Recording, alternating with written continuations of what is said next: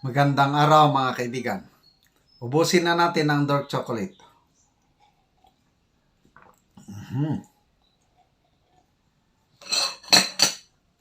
Sana matikman nyo itong napakasarap na dark chocolate na ito. Dito lang kayo mag-order. Mga kapwa ko senior citizens. Ayaw nang magpatumpik-tumpik pa. Okay. Ito, may nagpadala sa akin ng video. Posted by Crisette Laureta Chu. Nako, kung DDS ka, siguradong matutuwa ka. Kung pro tamba ka, na sigurado maha-high blood ka. Sobrang napahiya si Tambaloslos, itong video na ito, yung pagbisita niya sa Amerika lately, yung kasama siya ni PBBM sa I think Los Angeles, California. Panoorin natin ang video na ito. Salamat. The support ni Inday Sara. Saan yung camera? The speaker love Inday Sara. Thank you po sir sa pagsuporta kay BP Sara. Marami pong salamat sa At thank you po sa pag-api mo kay kay Eric. Maraming salamat. Mali po 'yun. Nga salamat ha. Damo nga salamat. Oh. Kung kayo si Tambaloslos, lapitan ka ng mga PhilAms sa US na thank you for supporting BP Sara o thank you. In fairness kay Tambaloslos, naging sportman din siya, hindi siya nagalit, smile, kailang mapait ng ngiti. So, salamat Crisette Laureta Chu sa mga ganitong post, nakakatanggal stress. Marami talagang nagmamahal kay BP Sara. Marami talagang nagmamahal sa mga Duterte kahit saang panig ng mundo. Di ba? Okay. Kahapon ba yon yung Speak Up Day? Nako, ang daming tao na nagpakita. Grabe. Sana maulit pa ito. Speak Up Day. Sana may mag-organize dito sa Cagayan de Oro. Sino bang taga Cagayan de Oro? Kaya mag-organize ako. Mag-Speak Up Day tayo. Okay. Panoorin natin ang video tungkol sa Speak Up Day kahapon para kay PRRD at BP Sara. Sir Chan, kamusta naman po ang kalagayan ng ating patuloy na isinasagawang pagsuporta sa ating former president? So far, sir, ngayon at dumadagsa po ang mga tao na sumusuporta po sa ating dating mahal na Pangulong Rodrigo Roa Duterte, sir. Dito po sa Quezon City Circle. Gaano po karami, Sir Chan, yung mga supporters po ngayon na Hindi ko sa naman, Quezon? Sige po. hindi ko na mabilang kasi yung dala ko hong mga t-shirt dito na piniprint natin na may tatak na we love Tatay Digong and we love Sara, support Sara at we support ka Eric, Dr. Loren Badoy and SMNI. Naubos po eh. And marami, hindi ko na po makaunting ngayon. Okay. Sir Chan, bakit ninyo Hello? bakit nakikita ko kasi, naririnig niyo ako? Hello? Naririnig niyo po si Lorraine? Yes, ma'am. Naririnig mo ba ako, Sir Chan? Parang hindi niya. Yes, Sir Chan. Muli, isa po sa gustong ibahagi ni Ma'am Lorraine, ano po yung inyong pinaghugutan? Kasi nakasulat Yes. Protect Sara. Bakit Yes. Protect Sara? Yun din yung gusto natin Bakit malaman. bakit ganun yung nakasulat sa inyo, sir? Okay, una, alam natin kamakailan nag-file po ng petition na naman etong si Congressman Franz Castro diyan po sa Korte Suprema. At kung papansinin po natin, kaya sabi natin, protektahan po natin si Inday Sara at hindi ko na papangalanan kung sino tong isang nasa Senado na pinagre-resign.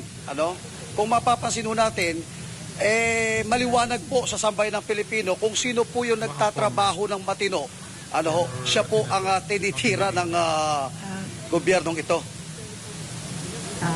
So, ang sinasabi ninyo, Sir Dan, ay ang tingin ninyo, ang perspektiba ninyo, ang ating Vice President ay endangered ngayon, ay in grave danger ngayon. Tama ba? Base po sa nangyayari, siguro naman nakita lang po ng mga nanonood po natin at tagapakinig, inumpisahan po ito sa confidential fund, Yes. at impeachment, kung ano-anong binabato po sa ating mahal na Vice Presidente, at sinugandahan pa naman ito ng sa kanyang ama, sa ating mahal na Tatay Digong, yung ICC, kaya nga may mga tarpaulin po kami dito. No to ICC,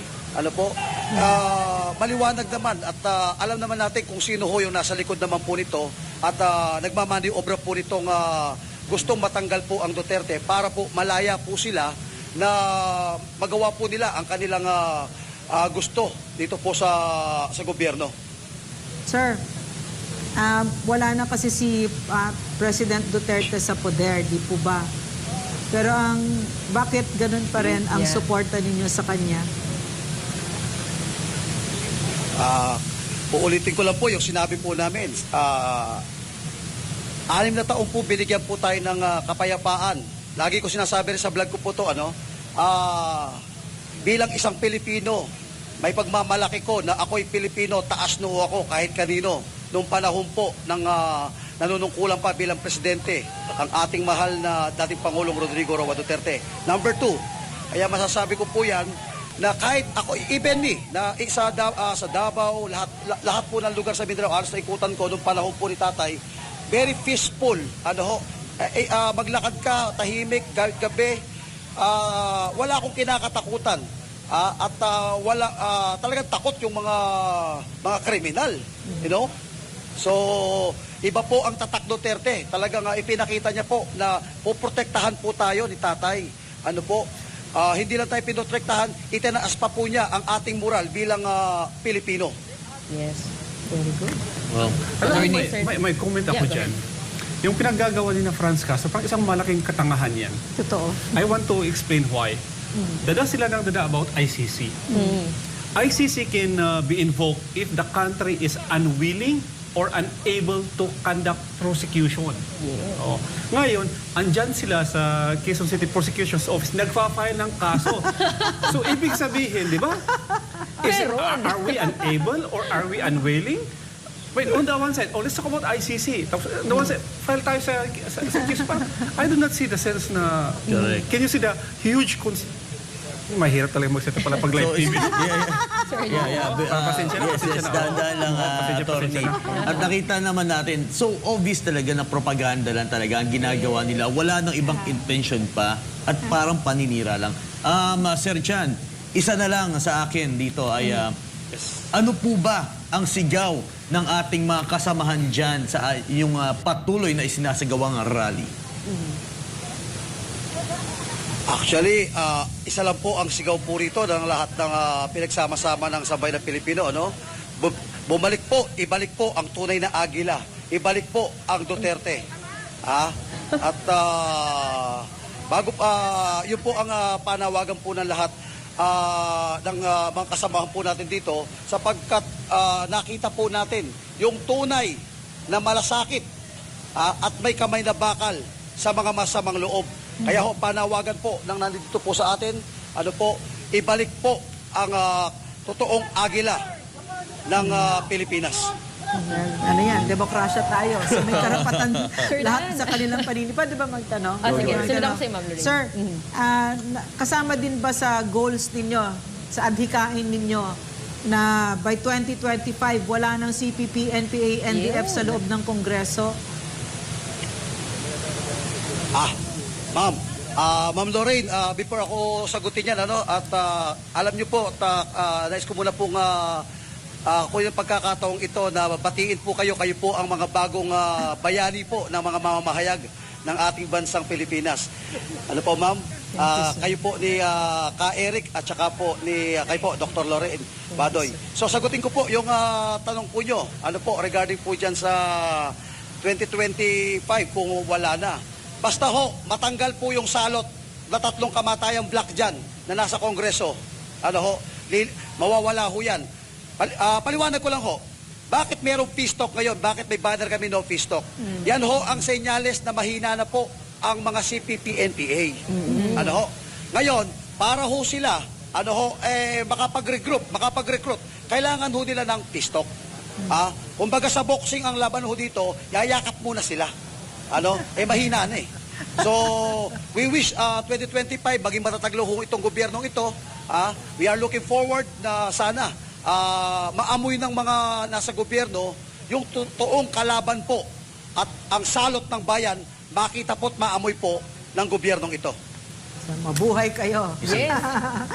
Napakaganda. Sir Dan, may habol ako kasi alam niyo naman, no, ang tambalang Pangulong Bongbong Marcos at VP Sara Duterte talagang niyakap po yan ng ating mga kababayan ng eleksyon. Mayorya po ng ating mga kababayan ang naniniwala po dito sa unity team, di ba? Pero nakakalungkot, no, kasi parang higit isang taon para talagang sinusubukan po ang kanilang samahan, no, nung itong administrasyon. Kaya po meron tayong sigaw na Protect Sara, Support Sara. Gaano po ba kahalaga itong ginagawa niyo mga panawagan? At the same time po, ang lakas po ng ating mga vloggers online dahil dito rin po nangyayari ang atake ngayon. Ano po ba ang inyo ring panawagan po, Sir Dan? Well, bago ko manawagan, actually sasabihin ko, prangkahan ako. Nabutol din ako. Kasi inaasahan ho namin na parang hindi planado eh. Parang hindi pinag-usapan to na walang pinag-usapan na plano silang dalawa. Si BP Sara, si Kuting, si Bongbong Marcos at nakakawan. Si Sir Dan, baka kung ano pa mabanggit mo, Sir Dan. Live Relax tayo, muna Sir Dan. tayo, Sir Dan. Demokrasya. Demokrasya, Sir Dan. Sir Dan. Pero, sige po. Patuloy po, Sir Dan.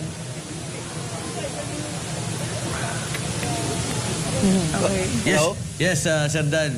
Sir Dan, nabanggit po sa akin na malakas na daw po ang ulan dyan. Kasalukuyan umuulan na po dyan. Ay, umuulan na. Yes, kaya gusto pa man namin na Sir Dan. pahabain pa ang ating talakayan. Nahingihan ko na lang po kayo. Nananabas na kami sa'yo.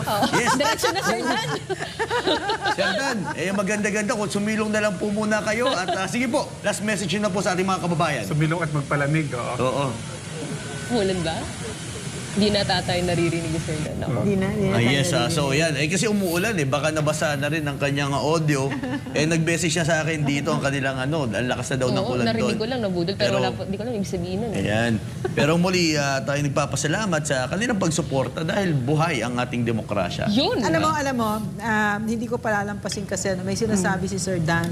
Tapos ang response natin, uy, tahimik ka lang, gano'n, no? Huwag kang magsasalita na. Para ba natatakot tayo? Ba't tayo natatakot, di ba? Isa itong demokrasya, meron siyang karapatan sa kanyang opinion. Do we share that opinion? Not really, di ba? Pero may karapatan siya at wala dapat natatakot sa isang bansang demokratiko na magsaad ng kanyang opinion. Okay? So Yes. doon tayo. Walang natatakot dito.